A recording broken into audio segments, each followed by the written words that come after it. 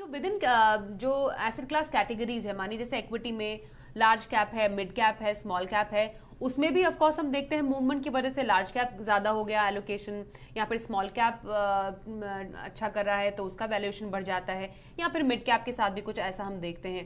तो सब category asset class, सब कैटेगरी जो रीबैलेंसिंग है उसको करने का सही तरीका क्या है?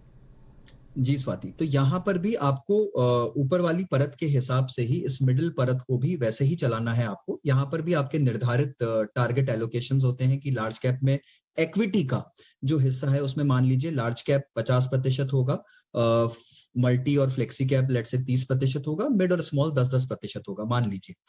तो यहाँ पर अगर मान लीजिए मिड और स्मॉल कैप की रैली आती है मार्केट में, तो वो जो एलोकेशंस हैं 10-10% के, वो बढ़कर मान लीजिए 15-15% हो जाते हैं। लार्ज और मल्टी में कम रैली आती है, मल्टी मान लीजिए बढ़कर 30 से 35 हो जाता है, 30 से 32% हो जाता है, लार्ज मान लीजिए बढ़कर 50 से 52% हो जाता है।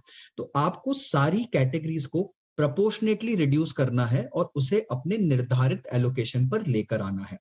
यहाँ पर आपका जो ब्रॉड ट्रिगर था वो इक्विटी का ट्रिगर था कि इक्विटी 50 से 60 हो चुका है, अब मुझे इसे कम करना है।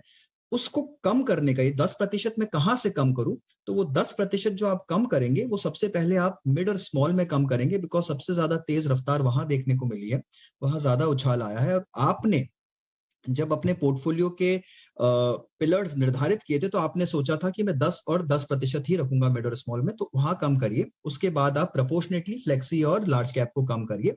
तो इस लिहाज से आपको हर कैटेगरी को फिर से ट्यून कर कर वापस अपने निर्धारित लक्ष्य पर लाना है, और इस तरह से आप इक्विटी को रीअलाइन करते हैं। तो ये बहुत जरूरी है कि हर कैटेगरी को आप वापस अपने बेस पर लेकर आए।